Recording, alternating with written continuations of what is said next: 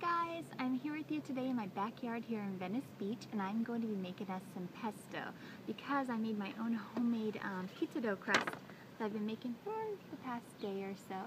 I have flax seeds and basil all inside of here, and I'm using King Arthur's whole white unbleached flour.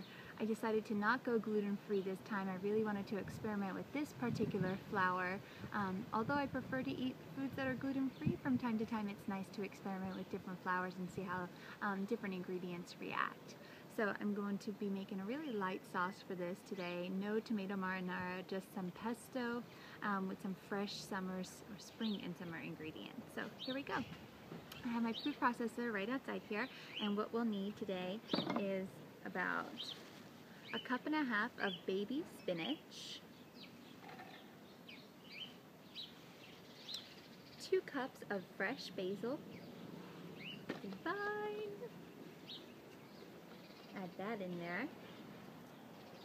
I'm using 1/4 cup of Mare lemon juice. You could use regular lemon juice if you prefer. I'm using 1 tablespoon of crushed garlic. And the garlic and the walnuts I have chopped up beforehand in a little press. You can use a coffee grinder or a regular grinder if you have one. This is 1 cup of chopped walnuts. This is a dairy-free recipe as well. And we have jalapeno. This is 1 whole jalapeno, which turned out to be about a little over 1/4 cup worth. Sprinkle that in. To garnish, we're going to add in some Celtic sea salt. I like to use the gray sea salt. I am going to use about equivalent to just under a teaspoon of Celtic sea salt. And we're going to use olive oil. I get this from my local farmer's market. It's my favorite olive oil. This is Adams Ranch olive oil. If you're on the west side in Los Angeles, you could usually find this pretty easily. They may even have a website you can order from. It's absolutely delicious. I'm using the extra virgin today. And I'm going to use, I'd say, about 1/4 cup of olive oil. Some black pepper. I'm actually sitting right under a pepper tree. I grow pepper here in the yard. They're red peppercorns, so in my grinder I have a mix right now of the red peppercorns from the tree, white pepper, as well as black pepper. So I'm going to sprinkle a nice healthy dose in here. Hear the birds chirping? This is why I love to cook outside. Whenever I get the chance, I love to bring my tools out here and chop. If I know I have a big meal to prep for, I bring all the ingredients down here, prep it up, and then I do most of the cooking upstairs. But for simple recipes like this, why not bring it all outside? It's gorgeous, and the birdies are out here. So I'm going to put the lid on, do a quick little process in, and show you what we have. We may need to add more liquid as we go, but we'll see.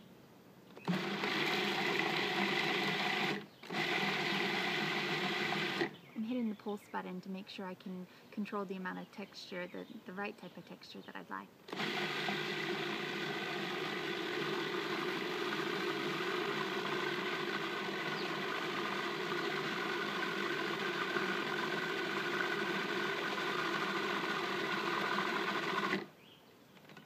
It looks perfect.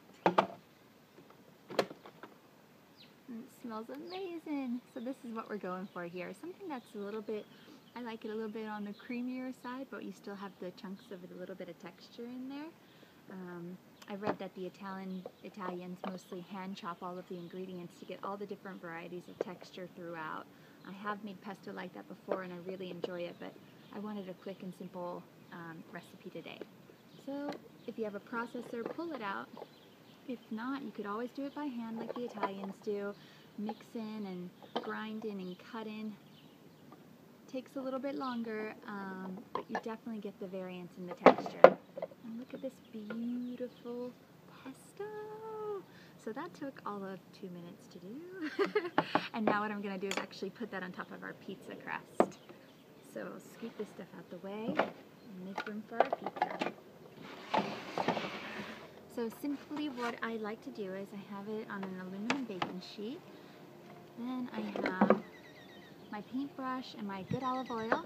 I'm going to just pour the oil onto my brush and also into a bowl.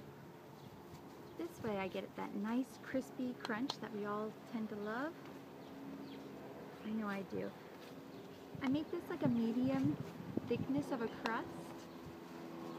I don't usually like it too thick. I try to avoid eating too many bready foods, so this is kind of my preference on the crust, but you can make it as thick as you like. The recipe that I made for my dough actually made 2 whole rectangles, so I'm actually going to try to bake one off in the oven, and then the other one I'm going to use on my new grill.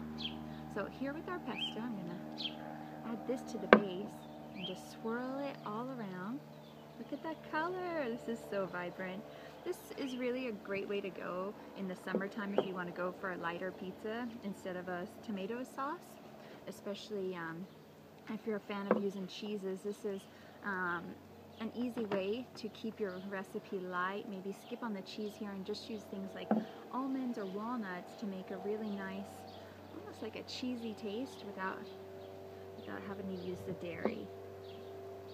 I have a little compromise here, a little gluten, no dairy.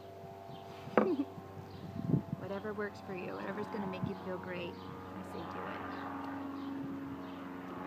There we go. So that recipe right here filled 1 whole rectangular pizza that I am going to put into my oven, and then I'm also going to put one on the grill and see how they come out. I'll let you guys know. If you like this recipe, then definitely please leave me a comment below. Let me know what you would do to your pesto. Do you like to add pine nuts? Personally, I tried to keep the cost down on this recipe by not using pine nuts, but you certainly could. Let me know how you make your pesto. Do you do it by hand? Do you use machines? Do you use different nuts? Do you use dairy? Let me know how you make it. I'd love to hear, and I wish you a beautiful spring day. Enjoy. Happy eating.